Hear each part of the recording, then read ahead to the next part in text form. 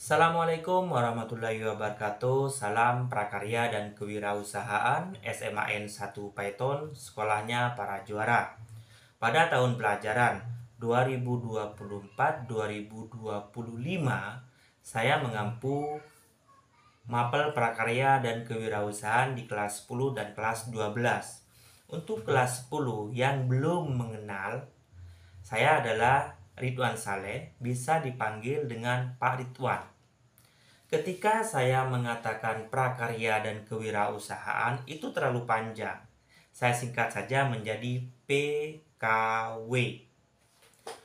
Prakarya dan kewirausahaan itu terdiri dari dua kata. Yang pertama prakarya, yang kedua adalah kewirausahaan.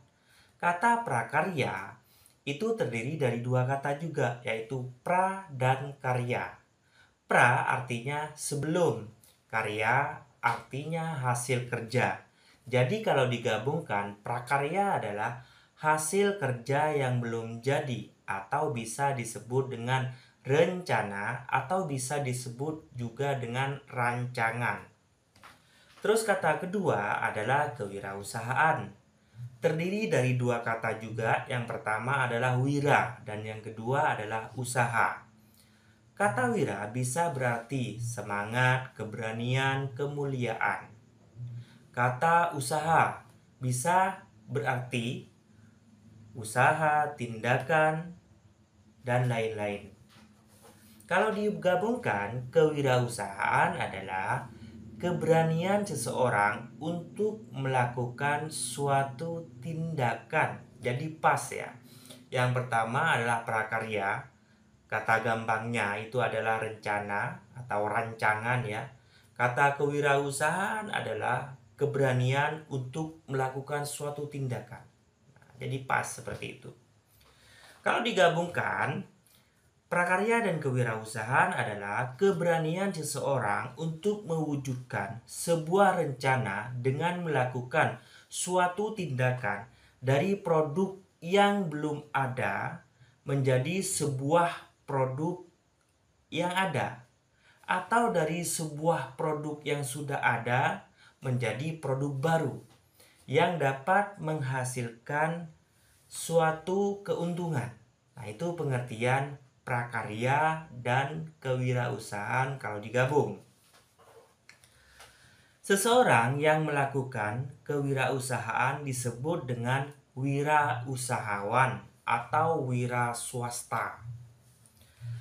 Apa perbedaan pedagang dan wirausahawan? Kalau pedagang adalah seseorang yang membeli produk kepada orang lain dan menjualnya kembali tanpa merubah produk tersebut atau tanpa merubah barang tersebut. Contohnya, pedagang sapi membeli kepada peternak dan dijualnya kembali itu masih berupa sapi. Contohnya lagi adalah pedagang pisang membeli kepada petani dan dijualnya lagi ke pasar itu masih berbentuk pisang. Itu pedagang. Kalau seorang wirausahawan itu adalah seseorang yang membeli produk kepada orang lain dan diolahnya menjadi produk baru dia jual. Nah, jadi ada perubahan ya pada produk yang dia beli. Contohnya adalah seseorang yang membeli pisang kepada petani terus diolah menjadi keripik, terus dijual lagi kepada konsumen. Itu seorang wirausahawan. Terus misalnya membeli kambing kepada peternak, diolahnya kembali menjadi sate. Nah, itu seorang wirausahawan. Ada perubahan bentuk. Kalau pedagang tidak ada. Misalkan pedagang sembako membeli minyak kepada agen, dijualnya kembali masih berupa minyak, tidak ada perubahan. Membeli beras dan dijualnya kembali masih berupa beras, tidak ada perubahan. Itu pedagang. Kalau seorang wirausahawan membeli beras dan dijualnya kembali sudah berupa misalkan nasi pecel, nasi rawon, nasi soto dan lain-lainnya ya. Itu perbedaannya sangat jelas sekali. Pada kewirausahaan akan menghasilkan dua produk. Yang pertama adalah produk barang.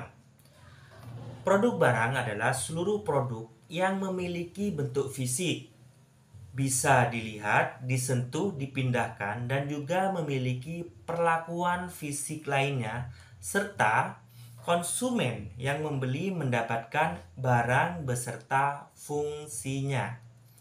Contohnya, produk barang adalah bahan mentah atau produk belum jadinya berupa singkong yang diolah oleh seorang wirausaha bisa menjadi produk baru berupa keripik, getuk, galagil, tape, lemet, klepon, dan lain-lainnya. Terus, bahan mentahnya adalah duren. Bisa diolah menjadi es teler duren, es akue duren, dodol duren, dan lain-lainnya. Itu kewirausahaan yang menghasilkan produk barang. Ada kewirausahaan yang menghasilkan produk jasa. Jadi produk jasa itu adalah kewirausahaan yang memanfaatkan fungsi dari suatu alat yang kita tawarkan kepada konsumen dan konsumen hanya mendapatkan fungsi dari alat tersebut. Contohnya jasa transportasi, Gojek, GoFood, Gokar. Konsumen hanya mendapatkan fungsi dari sepeda motor tersebut, tapi tidak mendapatkan sepeda motornya. Nah, itu jasa ya. Misalkan lagi jasa agen tiket, asuransi, perjalanan, dan lain-lain. Terus jasa rias manten, jasa dokumentasi. Jadi orang hanya mendapatkan fungsi dari alat tersebut, tapi tidak mendapatkan alatnya. Contoh lainnya adalah jasa potong rambut. Jadi konsumen hanya mendapatkan fungsi dan keterampilan dari seorang wirausahawan di bidang jasa tersebut untuk merapikan rambut kita, tapi tidak mendapatkan alatnya. Nah, itu perbedaan antara produk barang dengan produk jasa. Kalau barang, konsumen itu mendapatkan barang beserta fungsinya. Kalau produk jasa, konsumen itu hanya mendapatkan fungsi dari alat atau barang tersebut. Oke, itu pertemuan pertama untuk perkenalan prakarya dan kewirausahaan. Salam wirausahawan, salam sukses.